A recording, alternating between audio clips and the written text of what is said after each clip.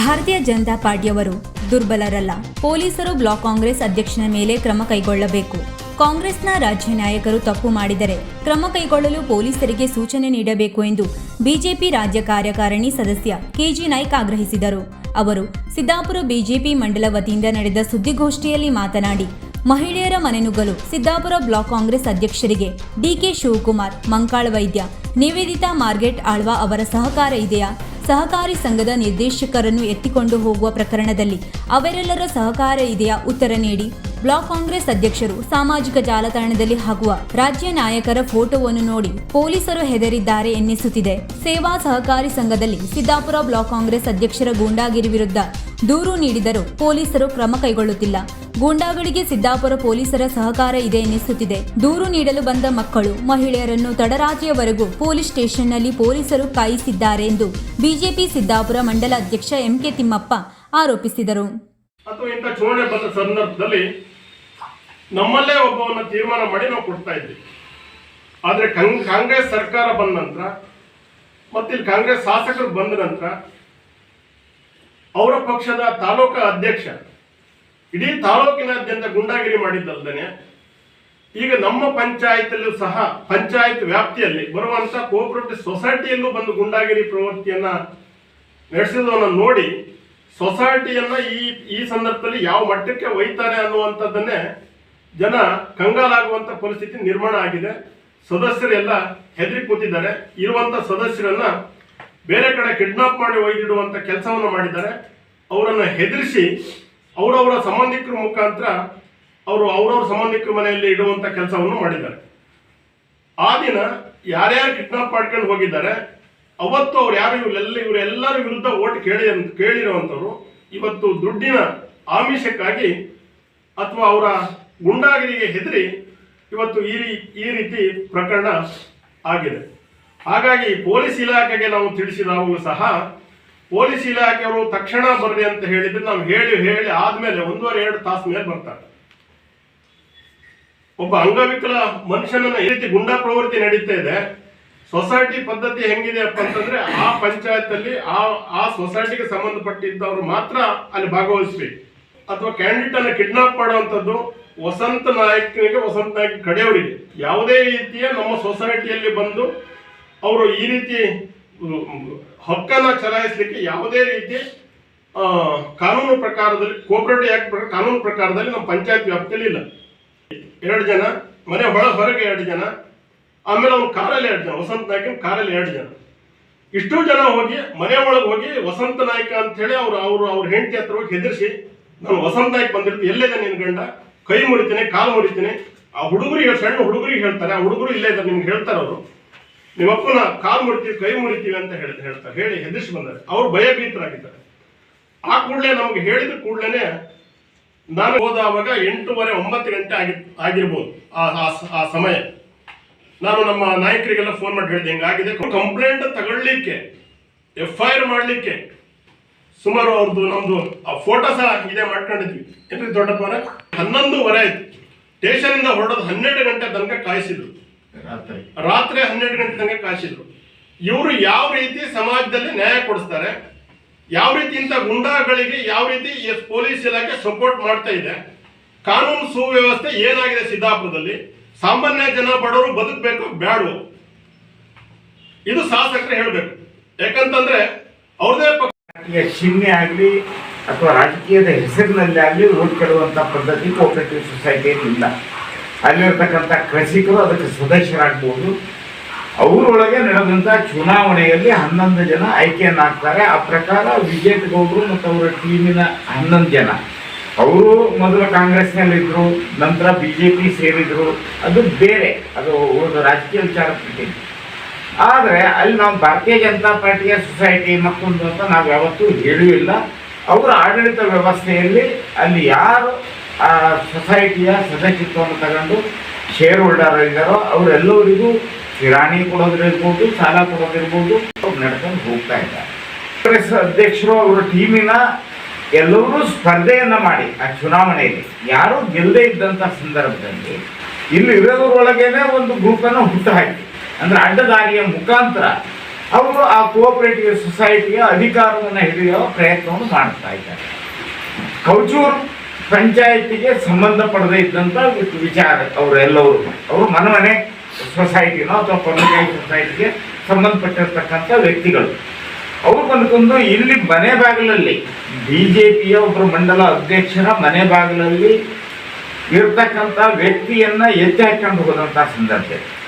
ಆ ನಂತರ ಅವ್ರು ಹೋಗಿ ಪೊಲೀಸ್ ಇಲಾಖೆಗೆ ದೂರನ್ನು ಕೊಟ್ಟಾಗ ಅವ್ರಿಗೆ ಆ ವಿಷಯ ಗೊತ್ತಿದ್ದು ಅವ್ರು ತಂದು ಬಿಡ್ತಾರೆ ಅನ್ನುವಂಥ ವಿಚಾರವನ್ನ ಪೊಲೀಸ್ ಇಲಾಖೆ ಹೇಳಲಿಕ್ಕೆ ಬರಲ್ಲ. ಅವರು ಯಾರು ಸಂಬಂಧಪಟ್ಟಾರೋ ಆ ವ್ಯಕ್ತಿಯ ಮನಸ್ಸಿನ ಇಚ್ಛೆಗೆ ವಿರುದ್ಧವಾಗಿ ವರ್ತನೆಯನ್ನ ಮಾಡಿ ಅವ್ರನ್ನ ಎತ್ತಿಕೊಂಡು ಹೋಗಿದ್ದು. ಅವ್ರ ಗಾಡಿ ಮೇಲೆ ಇವರ ಕೈ ಅಡ್ಡ ಮಾಡಿ ಎತ್ತಿ ಹೋಗಿದ್ದಲ್ಲ. ಕಾನೂನು ಪ್ರಕಾರವಾದಂಥ ಕ್ರಮವನ್ನ ಕೈಗೊಳ್ಬೇಕು. ಬಿಟ್ಟು ಹೋದ್ರಲ್ಲ ಕೇಸ್ ಮುಗೀತು ಅಂತಂದ್ರೆ ಈ ಅಪರಾಧದ ಭಾವನೆ ಮತ್ತು ಹೆಚ್ಚಾಗ್ತಲೇ ಹೋಗುತ್ತೆ ಜನರಲ್ಲಿ. ಪೊಲೀಸ್ ದುಡ್ಡೋಗಿ ಅವ್ರ ಗಂಡನಿಗೆ ಕೊಲೆ ಮಾಡ್ತೇವೆ, ಕೈಕಾಲು ಮುರಿತೇವೆ, ಬೇರೆ ಬೇರೆ ಧಮಕಿ ಜೀವ ಬೆದರಿಕೆಯನ್ನು ಹಾಕಿದಾಗ ಅದಕ್ಕೆ ಸಂಬಂಧಪಟ್ಟ FIR ಅನ್ನ ಮಾಡಿದ ಮಾತ್ರಕ್ಕೆ ಆ ಕೃತ್ಯ ಮಾಡಿದವ್ರ ಮೇಲೆ ಕ್ರಮ ಹಾಕುವಂತ ಅರ್ಥ ಅಲ್ಲ. FIR ಮಾಡಿದವ್ರ ಮೇಲೆ ನಾಳೆ ಚಾರ್ಜ್ ಶೀಟ್ ಹಾಕ್ತಾರೋ ಇರ್ಬೋದು. ಇವರು FIR ಮಾಡಿಬಿಟ್ರು ಅಂತೇಳಿ ನಮ್ಮನ್ನ ಆಗರ ಮಟ್ಟಿಗೆ ತೃಪ್ತಿ ಪಡಿಸೋದೇ ಬಿಟ್ರೆ ಆ ನಂತರದಲ್ಲಿ ಆ ಆರೋಪಿಗಳ ಮೇಲೆ ಏನು ಕ್ರಮವನ್ನು ಕೈಗೊಂಡಾರೆ ಮಾಡಿದ್ರು. ಅವ್ರಿಗೆ ಬೇಲ್ ತಗೊಳ್ಳೋದು ಅಥವಾ ಕೋರ್ಟ್ನಲ್ಲಿ ಬೇಲ್ ಸಿಕ್ತೆ, ಯಾಕಂದ್ರೆ ಅವ್ರು ಜೀವ ಬೆದರಿಕೆ ಹಾಕಿದ್ದಾರೆ ಕೇಸನ್ನ. ಅವ್ರು ಬೇಲ್ ತಗೊಳಿದ್ರೆ ಕೋರ್ಟ್ನಲ್ಲಿ ತಗೊಳ್ಬೇಕು. ಅವರು ಪೊಲೀಸ್ ಸ್ಟೇಷನ್ನವರಿಗೆ ಒಬ್ಬರು ಘಟನೆ ನಾವು ಈ ಹಿಂದೆ ಆ ವಿಚಾರವನ್ನ ಮಾಧ್ಯಮದ ಮುಖಾಂತರ ಪೊಲೀಸ್ ಇಲಾಖೆಗೆ ಎಲ್ಲರ ಗಮನಕ್ಕೆ ತಂದಿದ್ವಿ. ದೌಡಕ್ಕಿಯ ಒಬ್ಬವನ ಆತ್ಮಹತ್ಯೆ ಪ್ರಕರಣಕ್ಕೆ ಸಂಬಂಧಪಟ್ಟ ಹಾಗೆ ಇವ್ರ ಹೆಸರು ಪ್ರಸ್ತಾಪ ಆಯಿತು. ಇಲ್ಲ ಅಂದ್ರು FIR ಅಲ್ಲಿ ಹಾಕಿಲ್ಲ. ಆ ನಂತರ ಅವನ ತಂದೆ ಇದ್ದವನು ಮುಂದೆ ಏನು ಮಾಡ್ತಾನೆ ಅನ್ನುವಂಥ ವಿಚಾರ ಇದೆ, ಅದು ಮುಂದುವರಿತಾರೆ ಬಿಡಿ, ಬೇರೆ ಪ್ರಶ್ನೆ. ಆ ಘಟನೆಯಲ್ಲೇ ನಾವು ಸಂಬಂಧಪಟ್ಟ ಹಾಗೆ ಮೊನ್ನೆ ಶಾಸಕರು ಸಂಬಂಧಪಟ್ಟಂತ ಅಧಿಕಾರಿಗಳಿಗೆ ನಾವು ಎಚ್ಚರಿಕೆಯನ್ನು ಕೊಟ್ಟಿದ್ವಿ. ಇವರಿಗೆ ನಿಮ್ ಬೆಂಬಲ ಇದೆಯೋ ಹೇಗೆ? ಈ ಕೃತ್ಯಕ್ಕೆ ಸಂಬಂಧಪಟ್ಟ ರಾಮಚಂದ್ರ ಅನ್ನುವಂತ ಒಬ್ಬ ಗುಂಡಾ ಇದ್ದ, ಮತ್ತೊಬ್ರು ಈ ಗುಂಡಾಗಿರಿ ಮಾಡೋರು ಅಂತೆ ಎಲ್ಲ ಹೀಗೇನೆ. ಒಬ್ಬರ ಜಯರಾಜನಿಂದ ಅವನು ಸತ್ತ, ಹಾಗೇನೆ ಒಬ್ಬರಿಂದ ಒಬ್ರು ಹೋಗೋದೇ ಅದು ಬರೋದು ತಡ ಇಲ್ಲ, ಒಬ್ಬರಿನ ನಡೀತಾ ಇತ್ತು, ಗೊತ್ತಿಲ್ಲ ಇದು. ಆದ್ರೆ ಸಿದ್ದಾಪುರದ ಜನ ಶಾಂತಿ ಪ್ರಿಯರು ಹೇಳಿ ಕೇಳಿಕ್ಕಿಂತ ಪೊಲೀಸ್ ರಕ್ಷಣೆನೇ ತಗೊಂಡು ನಾವು ಬದುಕ್ತೇವೆ ಅಂತ ಹೇಳುವ ಮನಸ್ಥಿತಿ ಈಗ ನಮ್ಗಿಲ್ಲ. ವಿಶ್ವಾಸ ಸಹ ನಮ್ಗೆ ಕಡಿಮೆ ಆಗ್ತಾ ಇದೆ. ಅದಕ್ಕಾಗಿ ನಾವು ನಮ್ಮ ರಕ್ಷಣೆಯನ್ನ ನಾವು ಮಾಡಿಕೊಳ್ಳಲಿಕ್ಕೆ ನಮ್ಮ ಹತ್ರ ಸಾಮರ್ಥ್ಯ ಇದೆ. ಆ ರಾಜ್ಯ ಅಧ್ಯಕ್ಷರು DK ಶಿವಕುಮಾರ್ ಅವರು ಹೇಳೋದು, ಬಸ್ನಲ್ಲಿ ಓಡಾಡೋ ಸೌಲಭ್ಯದಿಂದ ಹಿಡಿದು ಅವ್ರಿಗೆ ಬೇರೆ ಬೇರೆ ಸಾಲ ಸೌಲಭ್ಯಗಳು, ತಿಂಗಳ 2,000 ರೂಪಾಯಿ ಅವ್ರಿಗೆ ದುಡ್ಡಂತಾರೆ. ಅದೇ ಮಹಿಳೆಯರ ಮನೆಗೆ ಇವರು ಬ್ಲಾಕ್ ಕಾಂಗ್ರೆಸ್ ಅಧ್ಯಕ್ಷ ನುಗ್ಗಿ ಧಮಕಿ ಹಾಕ್ತಾರೆ ಜೀವ ಬೆದರಿಕೆ. ಅದಕ್ಕೆ DK ಶಿವಕುಮಾರ್ ಏನ್ ಅನ್ಬಹುದು, ಇವರು ಪೊಲೀಸ್ ಸ್ಟೇಷನ್ ವಿಚಾರಣೆಯನ್ನ ಮುಗಿಸಿ ಹೊರಗೆ ಬರ್ತದಂಗೆ ಹೇಳಿದ್ದೇನು ಅಂದ್ರೆ, ನಮ್ಮ DK ಶಿವಕುಮಾರ್ ಸಾಹೇಬರು ನನ್ಗೆ ಬಹಳ ಆತ್ಮೀಯ ಇದ್ದಾರೆ, ನನಗೆ ಜಿಲ್ಲಾ ಉಸ್ತುವಾರಿ ಮಂಕಾಳ್ ವೈದ್ಯ ಅವರು ಆತ್ಮೀಯರಿದ್ದಾರೆ, DK ಹರಿಪ್ರಸಾದ್ ಅವರು ಆತ್ಮೀಯರಿದ್ದಾರೆ, ಮಾರ್ಕೆಟ್ ಆಳ್ವ ಇದ್ದಾರೆ, ನಿವೇದಿತ ಆಳ್ವ ಇದ್ದಾರೆ ನಮ್ಗೆ. ಅಂದ್ರೆ ಈ ರೀತಿ ಮನೆ ನುಗ್ಗೋದಕ್ಕೆಲ್ಲ ಅವರಿಗೆ ಬೆಂಬಲವಾಗಿದ್ದಾರೋ ಹೇಗೆ ಅನ್ನೋದನ್ನ ಆ ಪ್ರಮುಖರೆಲ್ಲ ಉತ್ತರವನ್ನು ಕೊಡ್ಬೇಕು ಸಮಾಜಕ್ಕೆ.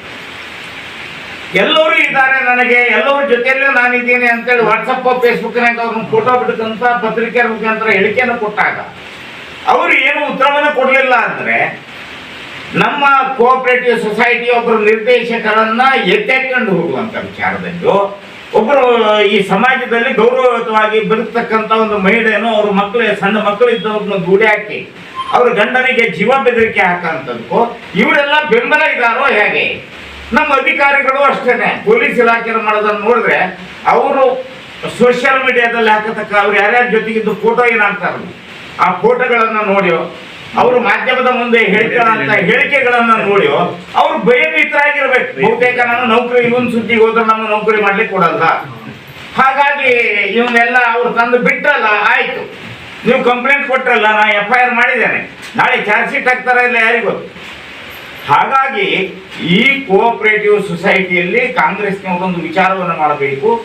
ನಿಮ್ಮ ಅಧಿಕಾರ ವ್ಯಾಪ್ತಿಯಲ್ಲಿರ್ತಕ್ಕಂಥ ಎಷ್ಟೋ ಜನ ಸಹಕಾರ ಸಂಸ್ಥೆಯಲ್ಲಿ ನಿಮ್ಮವರು ಇದ್ದಾರೆ, ಅಲ್ಲಿ ನಾವೇನು ದುರ್ಬಲರಲ್ಲ.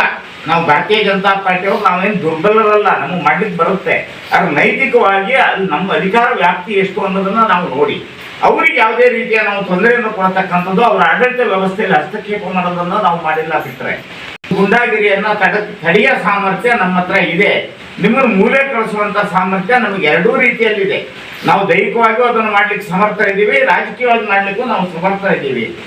ಮಾನ್ಯ ಶಾಸಕರು, ಜಿಲ್ಲಾ ಉಸ್ತುವಾರಿ ಮಂತ್ರಿಗಳು, ಸಂಬಂಧಪಟ್ಟಂತ ರಾಜ್ಯ ಕಾಂಗ್ರೆಸ್ಸಿನ ಅಧ್ಯಕ್ಷರು, ಉಪಮುಖ್ಯಮಂತ್ರಿಗಳು, ನೀವೆಲ್ಲರೂ ಈ ಮನುಷ್ಯನ ಬಗ್ಗೆ ಸರಿಯಾದ ಗಮನವನ್ನು ಹರಿಸಿ. ಇವು ಈ ಸಿದ್ದಾಪುರ ತಾಲೂಕಿನಲ್ಲಿ ಏನೇನು ಮಾಡ್ತಾ ಇದ್ದಾನೆ, ಇವನ ಕೃತ್ಯ ಏನು, ಯಾವ್ಯಾವ ಸಮುದಾಯಕ್ಕೆ ಏನು ತೊಂದರೆಯನ್ನು ಕೊಡ್ತಾ ಇದ್ದಾನೆ ಅನ್ನೋದನ್ನ ಗಮನ ಹರಿಸಿ ಅವನು ಮೂಲೆ ಕಳಿಸುವಂತ ಕೆಲಸ ನೀವು ಮಾಡಬೇಕು. ನೀವೊಂದು ವೇಳೆ ಮಾಡ್ಲಿಕ್ಕೆ ಸಮರ್ಥೆ ಇಲ್ಲದೆ ಇದ್ರೆ ನಾವು ಆ ಕೆಲಸ ಮಾಡ್ಲಿಕ್ಕೆ ಭದ್ರ ಇದ್ದೀವಿ. ಮತ್ತೆ ನಮ್ಮವರಿಗೆ ತೊಂದರೆ ಆದಾಗ ಅವ್ರಿಗೆ ಏನು ರಕ್ಷಣೆಯನ್ನು ಕೊಡಬೇಕು. ಕೇವಲ ಪೊಲೀಸ್ ಸ್ಟೇಷನ್ಗೆ ಬಾಗಿಲಿ ಅದನ್ನು ಎದುರಿಸ್ಲಿಕ್ಕೆ ಸಾಮರ್ಥ್ಯ ಇದೆ. ನೀವು ಮಾಡಿದ ಕೆಲಸ ಮಾಡಲ್ಲ, ನೀವೇನು ಮಾಡ್ತೀರೋ ಅದ್ರ ವಿರುದ್ಧ ನಾವು ತಿರುಗಿ ಬರ್ತೇವೆ ಅನ್ನುವಂಥ ಉತ್ತರವನ್ನು ಕೊಡ್ಲಿಕ್ಕೆ ನಾವು ಸಮರ್ಥ ಇದ್ದೀವಿ ಅಂತ ನಾ ಹೇಳಲಿಕ್ಕೆ ಬಯಸ್ತಾ ಇದ್ದೇನೆ. ಪೊಲೀಸ್ ಇಲಾಖೆಯವರು ತಕ್ಷಣ ಅವನ ಮೇಲೆ ಆಕ್ಷನ್ ಅನ್ನು ತಗೊಳ್ಬೇಕು.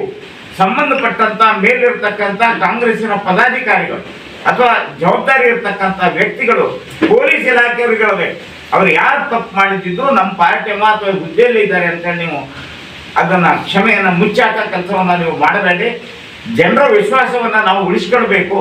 ಬರ್ತಕ್ಕಂಥ ಉಳಿದಂಥ ಚುನಾವಣೆಯಲ್ಲಿ ನಾವು ಮುಖ ತಗೊಂಡು ನಾವು ಓಟನ್ನು ಕೇಳುವಂಥ ಸಾಮರ್ಥ್ಯ ನಮಗೆ ಬೇಕು ಅನ್ನೋದಿದ್ರೆ ಇಂಥವ್ರನ್ನೆಲ್ಲ ಮೂಲೆಗಿಡಬೇಕು ಅನ್ನುವಂಥ ವಿಚಾರವನ್ನ ಸಂಬಂಧಪಟ್ಟಂತ ಉಸ್ತುವಾರಿ ಸಚಿವರು ಇರ್ಬೋದು, ಶಾಸಕರಿರ್ಬೋದು, ರಾಜ್ಯ ಅಧ್ಯಕ್ಷರಿರ್ಬೋದು ಗಮನವನ್ನ ಹರಿಸಿ ತಾವು ಈಗ ನಡೀತಕ್ಕಂಥ ಸಿದ್ದಾಪುರದ ಗುಂಡಾ ಪ್ರವೃತ್ತಿಯನ್ನು ನಿಲ್ಲಿಸುವಂತ ಕೆಲಸವನ್ನ ತಾವು ಮಾಡಿ. ವೀಕ್ಷಕ ಮಹಾಪ್ರಭುಗಳೇ, ನಮ್ಮ ಚಾನಲ್ ಅನ್ನು ಸಬ್ಸ್ಕ್ರೈಬ್ ಮಾಡಿ, ಶೇರ್ ಮಾಡಿ, ಪ್ರೋತ್ಸಾಹಿಸಿ.